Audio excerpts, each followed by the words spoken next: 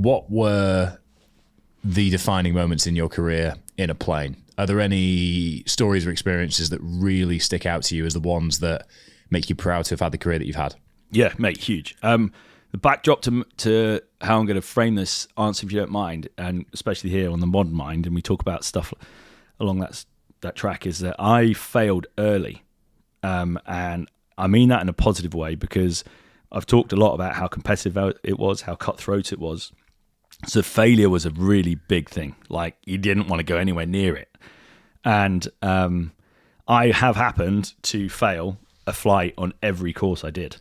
Now, that's not great, and I'm not proud of that. I don't sit there and talk about that often. You know, the things I want to talk to you about was, I did this amazing trip once, and I was just awesome the whole day long. And the truth is that that's not always the case. But when I talk to people now and reflect on it, failing it early was the best thing that ever happened to me, because through that came most of my learnings. And that was just not just about being better prepared. That's always normally on the bullet points of what you're going to do better next time, but it was just your mindset going, right, okay, so that can happen and the world doesn't end.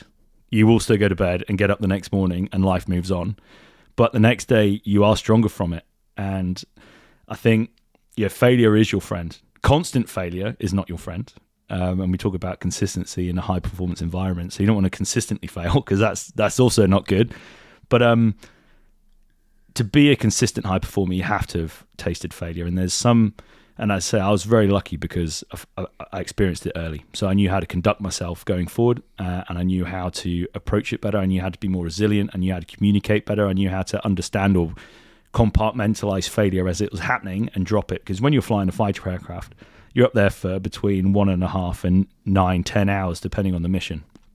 And if you're still getting worked up about something that went wrong in the first 30 minutes, and you've got another 8.5 hours to execute, that's not great. That's not good for you. So I learned how to compartmentalize it as well. So to then put that forward, there's moments on the front line, probably on a massive exercise. If I was to look back, it's Red Flag. There's this huge exercise in America, and it's based off data that's being gathered by the US Air Force and the Department of Defense about survivability rates of fighter pilots, was essentially what it was created for. And it was found out through World War II, Korea, Vietnam.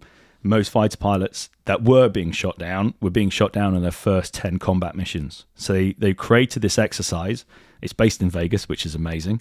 And it's there's an airfield just north of Vegas, which when you think you're going there to do a high-end exercise, it just blows your mind, because the weekends are also obviously awesome.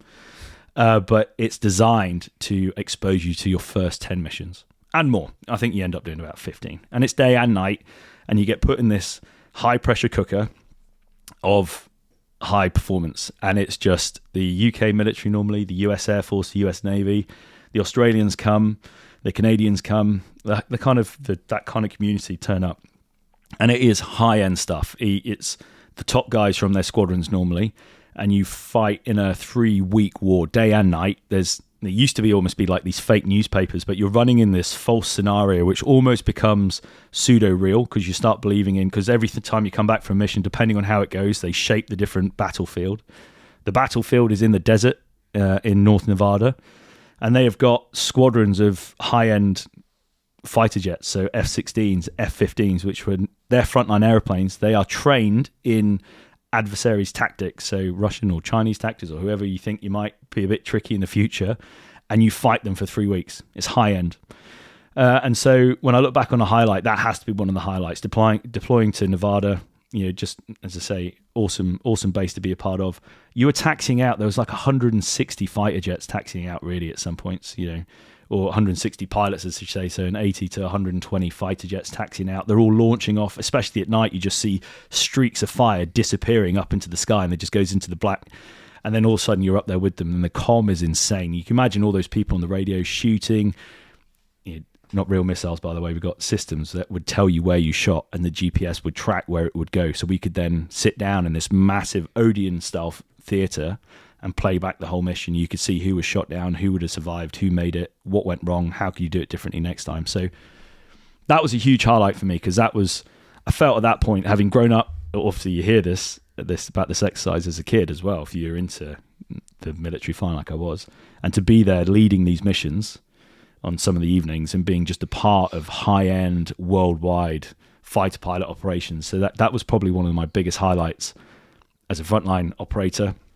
And then clearly I would put it down as my absolute career highlight was in 2016 when I finally passed. And I talk about failure.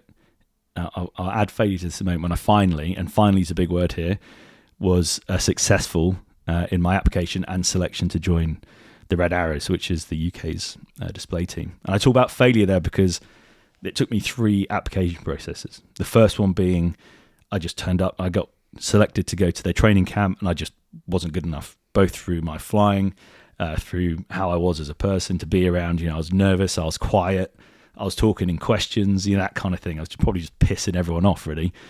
And then the second time, there was an issue meant I couldn't actually join the selection process because of stuff that's happening on a squadron. And then finally, my third year, because you have to wait 12 months between each application round, I was successful. So, yeah, so many times in that process, I could have said, do you know what? Yeah, it's taken 3 years, it's taken too long, change tack, let's go.